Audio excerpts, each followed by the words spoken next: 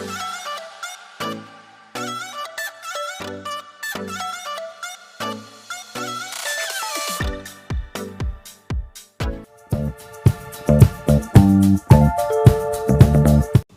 Everyone, कैसे हैं आप सब लोग। ये ब्लॉग शुरू हो रहा है शाम को, जब मैं ऑफिस से लौटकर आ गई थी। उसके बाद ऑफिस से आने के बाद हस्बैंड का कॉल आ गया था। तो हस्बैंड बोल रहे थे कि जो मकान बन रहा है हम लोगों का, घर नया वाला, तो वहाँ पर ना कुछ मज़दूर ठेकेदार आने वाले थे, काम शुरू करवाना है दोबारा से।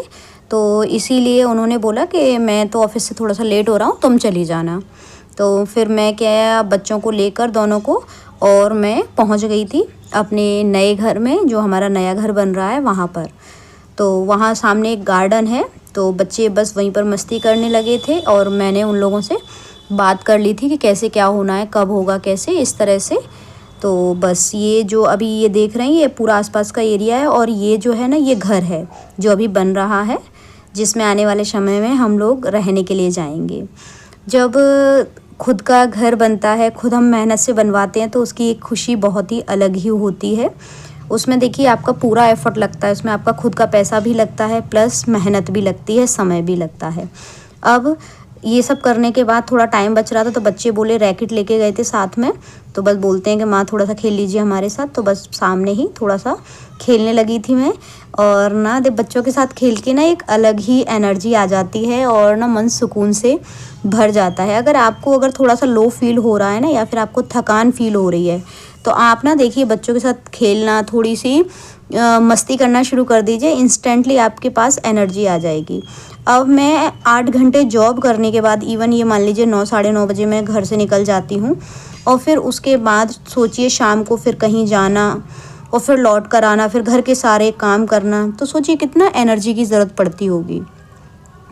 तो मेरे पास एनर्जी का लेवल जो रहता है बढ़ाने के लिए बच्चे हैं, मैं बच्चों के साथ मस्ती करती हूँ, और अपने आप में ही बहुत खुश रहती हूँ।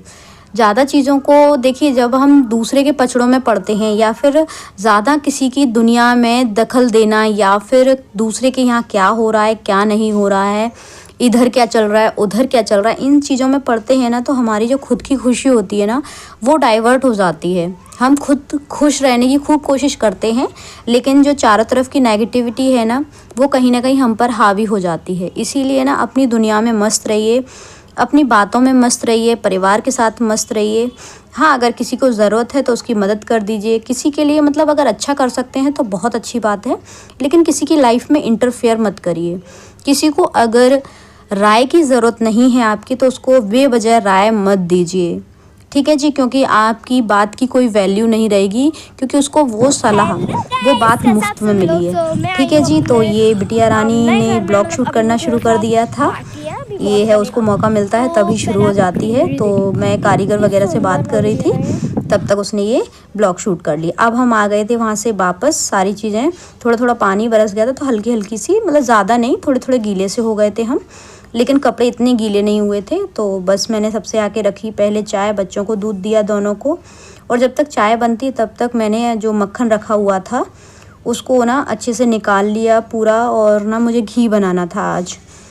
तो कुछ टाइम मैंने पहले उसको अच्छे से चला लिया था, तो मक्खन उसमें से निकल आया था, लेकिन मैंने उसको अलग भगोनी में निकाल के नहीं रख पाया था। जब तक क्या है, हस्बैंड का फ़ोन आ गया था कि उधर जाना है, तो मैंने कहा चलो ठीक है। फिर मैं वहाँ से लौट कर आ गई थी, और उसके बाद फिर मैंने घी गरम करने के लिए रख दिया था। इतने में बन गई थी मेरी चाय। तो बस अपनी चाय छान कर मैं चाय ले गई थी अपने कमरे में पीने के लिए, और जब तक ये घी बनने के लिए धीमी गैस पर, और इंडक्शन पर मैंने रख दिया था, और मैं अपनी बुक के साथ एंजॉय करने लगी अपनी चाय के साथ।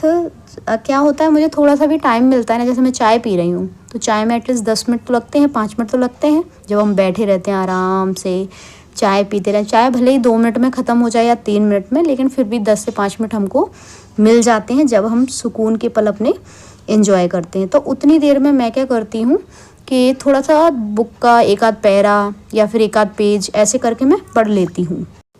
बुक का एक आध पेज पढ़ना, 2 पेज पढ़ना, 4 पेज पढ़ना, या फिर कुछ लाइन पढ़ना, ये ना मेरे डेली के रूटीन में शामिल है। चाहे जितना व्यस्ततम शेड्यूल हो, लेकिन मेरी कोशिश रहती है भले ही एक पैरा पढूं, लेकिन मैं बुक ज़रूर पढ़ती हूँ। थोड़ा सा अच्छा लगता है, माइंड फ्रेश हो जाता है थोड़ा सा पढ़ के।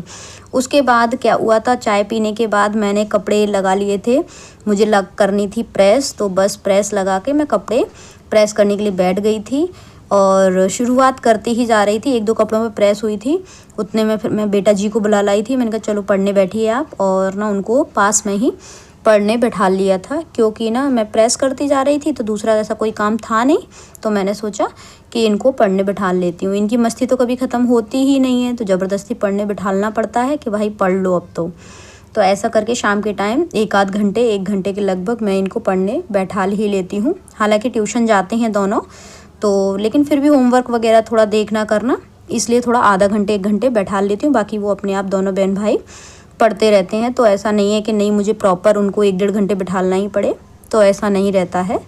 तो जैसे आधा घंटे का टाइम मिल गया, 15 मिनट का टाइम मिल गया, तो बीच में कॉपी बुक्स वगैरह देख ली, या फिर कोई ऐसा काम कर रही हूँ, किचन में काम कर रही हूँ, तो किचन के बाहर जो स्पेस है वहाँ पर बैठा लेती हूँ बच्चों को कि यहाँ पर बैठो, मेरे सामने पढ़ो। इस तरह से देखिए पूरी प्रॉपर सिटिंग करके कि मैं 1 घंटे पूरे प्रॉपर बैठ के बच्चों को पढ़ाऊँ, तो ये पॉसिबल नहीं हो पाता है। इसीलिए मैंने ट्यूशन उनके लिए लगा रखा है कि भाई ट्यूशन पे एटलीस्ट सारी चीज़ें कवर होती रहेंगी, और बाकी थोड़ा बहुत है तो वो मैं घर में देख ही लेती हूँ। ये बेटा जी बीच बीच में पूछते जा रहे थे, तो मैं उनको बताती जा रही थी और मैं अपना काम भी ख़त्म करती जा रही थी। देखिए जब हम प्रेस करते हैं ना, तो मैं बताऊँ मैं क्या काम करती हूँ, अगर आप चाहें तो आप भी कर सकते हैं। प्रेस करते टाइम पे देखिए, या तो आप अगर जैसे बच्चे को पढ़ाना है तो आप बच्चे को पढ़ा सकते हैं अपने पास में बिठाल के, जैसे मैं कर रही हूँ। उसके अलावा आप एक काम और है, जो आपके पसंदीदा लोग हैं, जो आपके पसंदीदा रिश्ते हैं, जिनसे आप बात करना चाहते हैं और आपको बिजी शेड्यूल के चलते आप बात नहीं कर पाते, तो ये टाइम बहुत अच्छा होता है। आराम से आप प्रेस करते जाइए और फ़ोन पर बात करते जाइए, क्योंकि इस समय ना आपके हाथ तो चलते रहते हैं, लेकिन आप ना काम हाथ के साथ साथ आप ना अपने ना मोबाइल से बात करने का जो काम है वो ख़त्म कर सकते हैं। क्योंकि मैं अक्सर ऐसे ही करती हूँ कि मुझे जैसे ही मैं प्रेस करने बैठती हूँ, तो अपनी भाभी को या दीदी को, मम्मी को, इधर जेठानी जी को या फिर ननद जी को, इन लोगों को मतलब फ़ोन लगा लेती हूँ ऐसे टाइम पे ही। क्योंकि देखिए कभी कभी तो किसी से बात हो पाती है, जनरली ज़्यादा बात नहीं हो पाती है, कभी हफ्ते में, कभी 15 दिन में, कभी मतलब 2-3 दिन के अंदर ऐसे ही हो पाती है। मैं सोचूं कि डेली खोज खबर ले लूं सबकी, तो ऐसा नहीं हो पाता है मेरे साथ, ये है। लेकिन फिर भी मैं कोशिश यही रहती है कि 7 दिन में या फिर 2-3 दिन में मतलब बात करती रहूं, या फिर कोई फ़िक्स दिन है या फिर कोई ऐसा किसी का बर्थडे है या कुछ, तो मैं कर लेती हूँ, इस तरह से ही करती हूँ।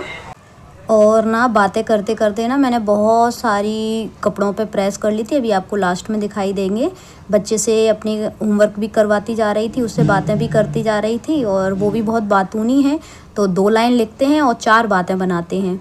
लेकिन ये है कि अब मैंने सोचा फ्री हूँ अभी, ऐसी किसी से बात नहीं करनी थी फ़ोन पर भी, तो मैंने सोचा कि इनको ही बिठाल के पढ़ा देती हूँ। तो बस इनका होमवर्क भी कंप्लीट हो गया था, और इधर मेरे कपड़ों पे हो गई थी पूरी प्रेस। तो ऐसे करके काम हो जाते हैं ना, तो थोड़ा सा रिलैक्सेशन भी रहता है। मैंने ऑफिस के अपने कपड़ों पे, हस्बैंड के कपड़ों पर, इतने में आ गए थे मेरी ननद जी के बेटे, तो मैंने सारे कपड़ों पे प्रेस करने के बाद उनके लिए बना दी थी दोबारा से चाय। तो फिर बैठ के हस्बैंड ने और शिवम ने और मैंने दोबारा से थोड़ी थोड़ी चाय पी थी। मैं क्या है, अभी आजकल ऐसा हो रहा है, पहले एक टाइम ऐसा था कि मैं बिल्कुल चाय नहीं पीती थी, और अब ऐसा होता है कि अब मेरी चाय 2 से 3 बार हो ही जाती है पर डे। कभी ऑफिस में भी 1 आध चाय हो जाती है, और कभी घर पे भी 2-3 हो जाती हैं, ऐसे करके हो रहा है। लेकिन ये है कि थोड़ी थोड़ी ले लेती हूँ, ये नहीं कि पूरा भर के कप पी रही हूँ, तो ऐसा नहीं करती हूँ।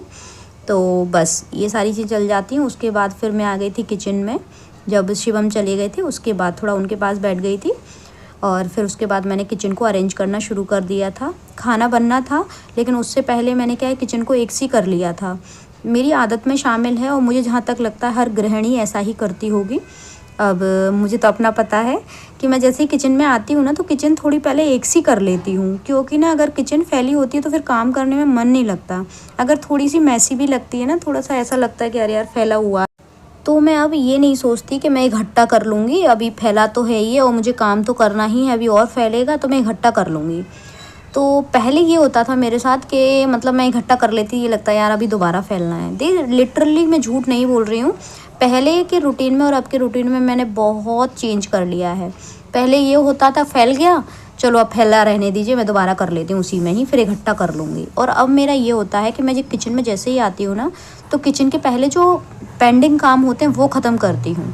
ऑफिस से आने के बाद जाऊँ या फिर मतलब सारे काम निपटाने के बाद जाऊँ, लेकिन मैं पहले एक बार किचन में पूरा प्रॉपर अच्छे से मैनेज कर देती हूँ, पूरा एक सा कर देती हूँ। उसके बाद फिर मैं रात का जो डिनर होती है उसको बनाती हूँ, क्योंकि रात में अगर आप एक बार पहले से सफाई कर लेते हैं या फिर ऑफिस से आने के बाद कर लेते हैं, मतलब डिनर से पहले अगर आपकी किचन एक बार मैनेज हो जाती है तो डिनर के बाद आपको इतनी मेहनत करने की ज़रूरत नहीं पड़ती है, बहुत इजीली आराम से हो जाता है। तो मैं इस तरह से ही करने लगी हूँ।